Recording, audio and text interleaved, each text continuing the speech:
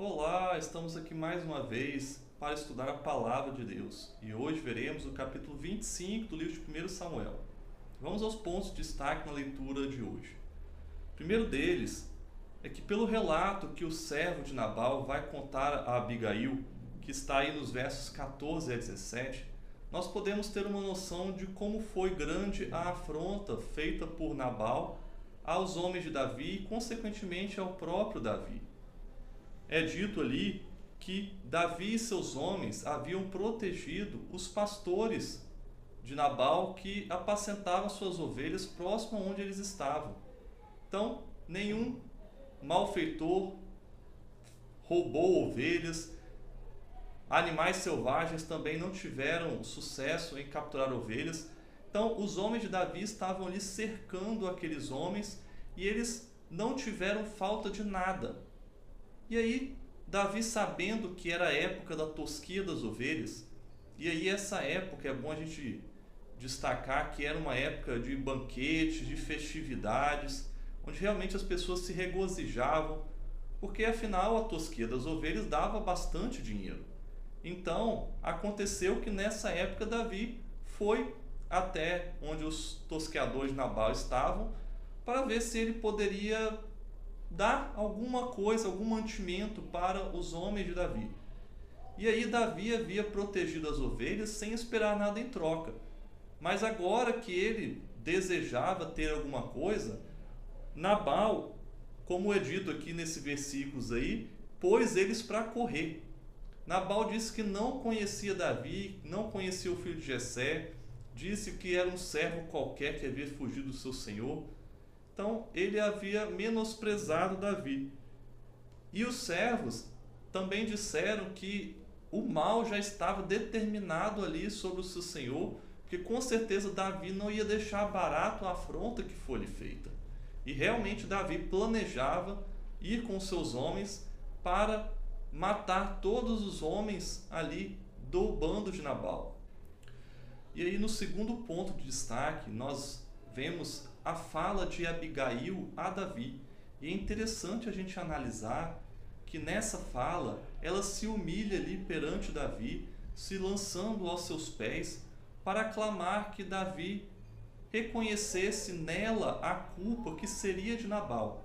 Então ela roga que Davi perdoe a afronta que foi feita e desista de fazer qualquer tipo de mal. E aceite, os presentes que ela lhe dava, afinal ela lhe levou vários mantimentos para servir como paga e também como pedido de desculpas pelo que havia acontecido.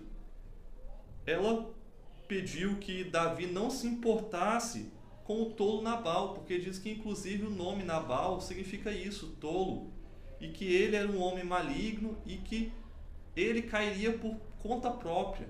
Não era necessário Davi derramar o sangue de Nabal fazendo justiça com as próprias mãos.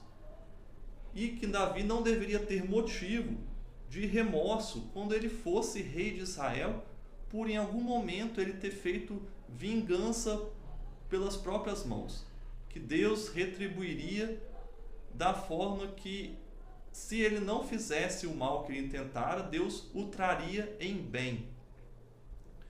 E no terceiro e último ponto, nós vemos que Davi agradeceu primeiro a Deus por enviar tal mulher ao seu encontro para o impedir, e também bendisse Abigail pela sua prudência e pela atitude que tomou para evitar que houvesse esse derramamento de sangue.